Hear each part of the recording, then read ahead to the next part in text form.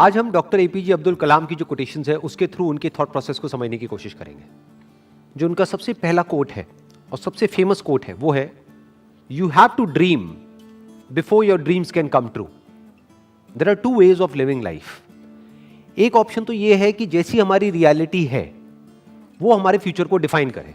For example, आज आपकी current reality ये है, इस लेवल पे है, आपके पेरेंट्स ने यहां तक अचीव किया है, तो अगर उसके बेस पे आपका फ्यूचर डिसाइड होगा तो मैक्सिमम वहां से आप यहां तक सोच सकते हो। आपके पेरेंट्स भी यहां से यहां तक सोच सकते हैं, उससे ऊपर नहीं सोच सकते। बट अगर हम चाहते हैं कि हमारा जो फ्यूचर है वो प्रेजेंट से और पास्ट से बिल्कुल अलग हो, तो उसके लिए ड्रीम्स की जरूरत है, उसके लिए इमेजिनेशन की जरूरत है कि वो इमेजिनेशन आपको भगाए, ना कि आपकी जरूरतें या आपकी मजबूरियां आपको भगाएं। और इमेजिनेशन की खास बात क्या है, आपके हाथ में पूरा कंट्रोल है कि आप कहां तक सोच सकते हो, आप कहां तक इमेजिन कर सकते हो। उसका आपकी रियलिटी से कोई कनेक्शन नहीं है। हो सकता है आप एक ऐसे बैकग्राउंड से हो जहां से कि वो इमेजिनेशन दूर दूर तक मैच नहीं हो रही है। और उसका सबसे बड़ा एग्जाम्पल कौन है? Doctor APJ Abdul Kalam. पहले तो एक इतने छोटे से गांव से निकल करके एक इतना बड़ा साइंटिस्ट बनना, और उसके बाद में भी इस कंट्री के प्रेसिडेंट बनना। लाखों करोड़ों स्टूडेंट्स के लिए वो एक आइडल हैं आज भी। अगर जिस बैकग्राउंड से वो आए, जो उनकी रियलिटी थी, अगर उसके बेस पे उनका फ्यूचर डिसाइड होता तो कभी भी वो इसका 1% भी अचीव नहीं कर पाते जो उन्होंने अचीव किया। लेकिन जो भी कुछ उन्होंने अचीव किया वो किया अपनी ड्रीम्स के बेस पर। और अगर ध्यान से उनकी लाइफ को ऑब्जर्व करोगे तो कभी भी उनका सपना ये नहीं रहा कि मुझे ये पाना है, मुझे वो पाना है, मुझे वो पाना है, मुझे वो पाना है, क्योंकि ये सपना तो आपको भिखारी बना देता है। उनका सपना हमेशा से ये रहा है कि मुझे ये करना है, मुझे ये करना है, मुझे ये करना है, मुझे ये करना है, अब ये कर लिया, अब ये करना है, अब ये कर लिया, अब मुझे ये करना है, अब ऐसे कॉन्ट्रीब्यूट करना है, अब ऐसे शेयर करना है। इनफैक्ट एक आदमी की असली पहचान इससे नहीं होती कि उसको कितना मिला है, क्योंकि अगर इसी से होती तो सबसे ज्यादा लाइफ में किसको मिलता है? एक भिखारी को। पूरी जिंदगी सिर्फ मिलता ही मिलता है। तो एक आदमी की असली पहचान इससे नहीं होती कि उसको कितना मिला है, बल्कि इससे होती है कि उसने क्या दिया है। तो अगर उनकी लाइफ को आप ध्यान से ऑब्जर्व करोगे तो आप एक ही चीज नोट करोगे कि उन्होंने सिर्फ दिया ही दिया है। बड़ी सिंपल लाइफ जी है उनकी लाइफ को अगर आप ऑब्जर्व करोगे, बहुत ही simple life, down to earth life. और लाइफ का सिर्फ एक ही मिशन रहा है कि किस तरीके से मैं कंट्रीब्यूट कर सकता हूं, किस तरह से जो आने वाली जनरेशन है उसको इंस्पायर किया जा सकता है, किस तरह से बच्चों के अंदर जो एक स्पार्क है जो हर बच्चे में होता है उस स्पार्क को इग्नाइट किया जा सकता है। यही उनकी पूरी लाइफ का मिशन रहा है। ऐसी लाइफ कैसे पॉसिबल हो पाई? On the basis of dreams, on the basis of imagining the future as he wanted. In fact जानवरों में और इंसानों में सबसे बड़ा फर्क यही है। जानवरों को उनकी जरूरतें भगाती है, उनकी मजबूरियां भगाती है, उनकी भूख भगाती है। बट इंसान होने का असली मतलब यह है कि आपको आपकी जरूरतें ना भगाएं, बल्कि आपकी सोच भगाए, बल्कि आपकी ड्रीम्स भगाए, बल्कि आपकी इमेजिनेशन भगाए। आप फ्यूचर को खुद इमेजिन करो, जैसा फ्यूचर आप चाहते हो अपने लिए, और फिर उस फ्यूचर को क्रिएट करो। That is the power of being human. इसीलिए कहा जा रहा है, you have to dream before your dreams can come true. तो मैंने अपने अलग अलग सेशंस में कई बार ये बात बोली है, लेकिन ये बात इतनी इंपॉर्टेंट है कि एक बार और बोलनी बनती है यहां पर। 90% से ज्यादा लोग लाइफ पे इसलिए फेल नहीं होते हैं कि वो कुछ बहुत बड़ा सोचते हैं और उसको अचीव नहीं कर पाते हैं। वो इसलिए फेल होते हैं क्योंकि वो बहुत ही छोटा सोचते हैं और उसको अचीव कर लेते हैं, यानी कि उनकी ड्रीम्स होती ही नहीं है। लोग इसलिए नहीं फेल होते हैं कि उनकी बहुत बड़ी ड्रीम्स थी और वो पूरी नहीं हुई। लोग इसलिए फेल होते हैं क्योंकि एक्चुअल में उनकी कोई ड्रीम्स थी ही नहीं। Next quote is, man needs his difficulties because they are necessary to enjoy success. इस कोटेशन की जो डेप्थ है वो वही समझ सकता है जिसने एक्चुअल में बहुत बड़ी सक्सेस लाइफ में अचीव करी हो और जिसने बहुत बड़े बड़े फेलियर्स भी देखे हो। बिल्कुल इसी तरीके से यहां पर क्या कहा जा रहा है कि पानी की इंपॉर्टेंस सिर्फ वो आदमी समझ सकता है जो कभी प्यास से तड़पा हो। खाने की इंपॉर्टेंस वो आदमी समझ सकता है जिसने भूख देखी हो, जिसको बचपन से ही 56 भोग मिला है, जितनी उसकी भूख थी उससे बहुत ज्यादा मिला है। क्या उसके लिए खाने की कोई वैल्यू है? बट जो आदमी 2 दिन से भूखा है उसको आप कुछ रूखा सूखा भी दोगे तो उसकी क्या वैल्यू है उसके लिए, वो सिर्फ वही आदमी जानता है। ऐसे ही सक्सेस का मतलब सिर्फ वो आदमी समझ सकता है जिसको सक्सेस मुश्किल से मिली हो, जिसके बाप ने कुछ किया और करके एक लेवल तक पहुंचा और उस बच्चे को ले जाकर के कुर्सी दे दी और वहां पर बिठा दिया। वो कभी नहीं समझ सकता कि सक्सेस का मतलब क्या है। इनफैक्ट सक्सेस को वही आदमी डीपली इंजॉय कर पाएगा और ज्यादा टाइम तक इंजॉय कर पाएगा जिसको वो सक्सेस बहुत ही मुश्किल से मिली हो, जो उसके लिए बहुत तड़पा हो। इसको आप इस तरीके से कह सकते हो कि एसी का मजा एक्चुअल में किसको आ सकता है? जिसने गर्मी को फील किया हो, जिसने गर्मी को एक्सपीरियंस किया हो। जैसे मुझे अपने एक बचपन की एक बात याद है, when I was I think around 8 to 10 years old, तो हमारे घर में पंखे होते थे। तो हमारे एक रिलेटिव होते थे, उनके घर में एसी लगा था। उस वक्त एसी बहुत कम घरों में होता था, आज तो कॉमन हो गया है। मुझे अभी भी एग्जैक्ट याद है वो फीलिंग, जब मैं उनके घर जाता था तो वो जो एसी वाला कमरा था, जैसे ही उसका गेट खोलता था और वो हवा पड़ती थी, ये अंदर थोड़ी देर के लिए बैठने को मिल जाता था, तो क्या फीलिंग आती थी वो मैं ही जानता हूं। That was like heaven on earth.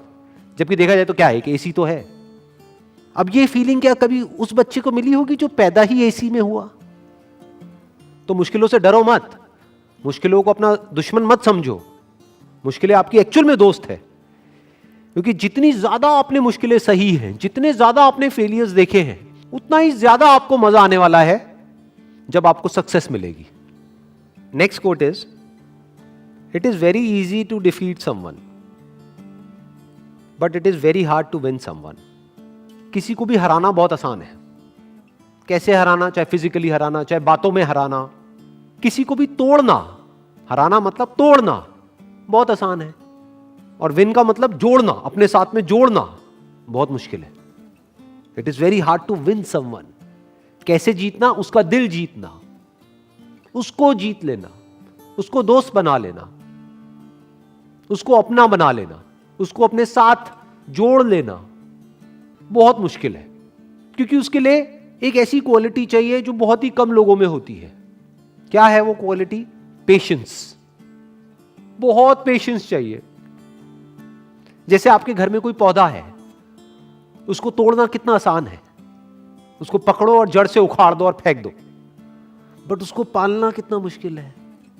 रोज पानी देना होगा, ध्यान रखना होगा, कहीं कीड़े तो नहीं लग रहे, तो खाद डालनी होगी, उसको सनलाइट देनी होगी प्रॉपर, ना ज्यादा ना कम। मतलब कितना एफर्ट है।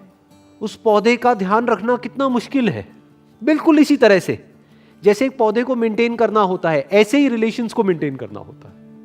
किसी भी रिलेशन को खत्म करना बहुत आसान है, बट उसको समझना, उसके पॉइंट ऑफ व्यू को समझना बहुत मुश्किल है। और मजे की बात क्या है, हमारा जो पूरा का पूरा एजुकेशन सिस्टम है, it is all about defeating someone, not winning someone. उसकी तो कहीं बात ही नहीं होती। जब भी कोई बोलता है कि मैंने टॉप किया है, इसका मतलब क्या? कि बाकी सबको मैंने पीछे छोड़ दिया है। देखो मेरे को ये मेडल मिला है, गोल्ड मेडल मिला है। क्यों? क्योंकि मैं रेस में फर्स्ट आया हूं। मतलब क्या? मैंने बाकी सबको हरा दिया है। I have defeated everyone else.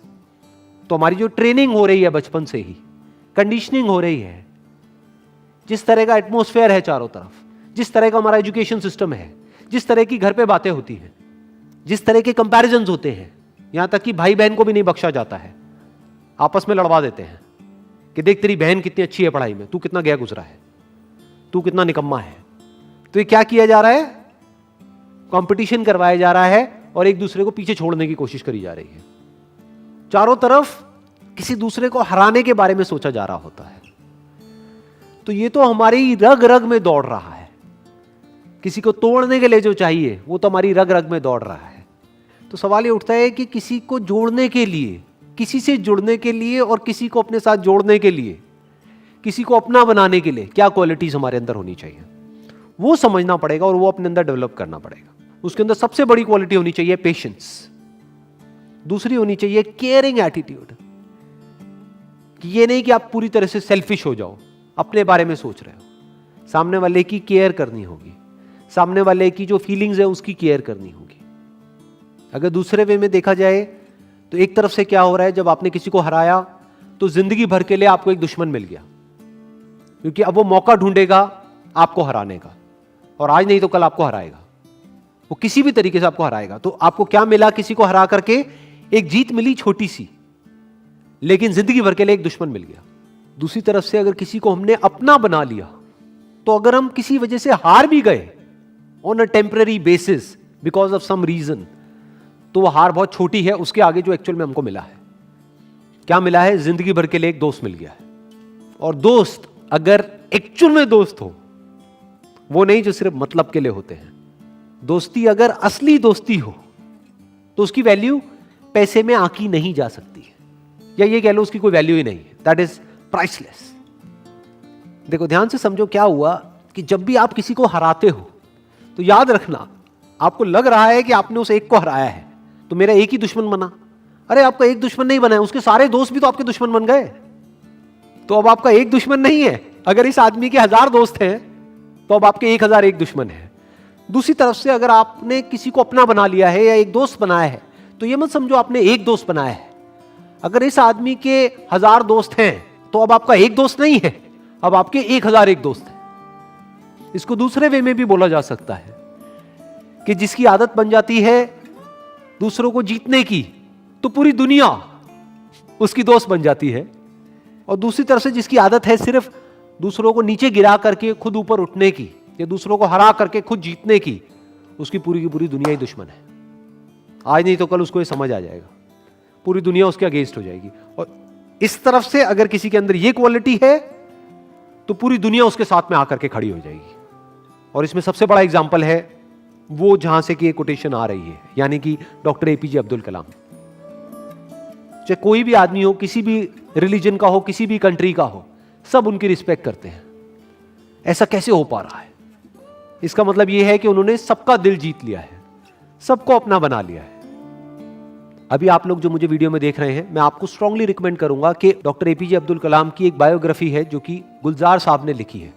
वैसे मैंने अपने पहले भी एक वीडियो में रिकमेंड करी थी, लेकिन अभी तक आपने अगर नहीं सुनी है तो I strongly recommend you all कि एक बार जाकर के आप उसको सुनो, तो उससे आप और अच्छे से समझ पाओगे डॉक्टर कलाम को और उनकी विजन को और उनके मिशन को। Wish you all the very best. Thank you so much.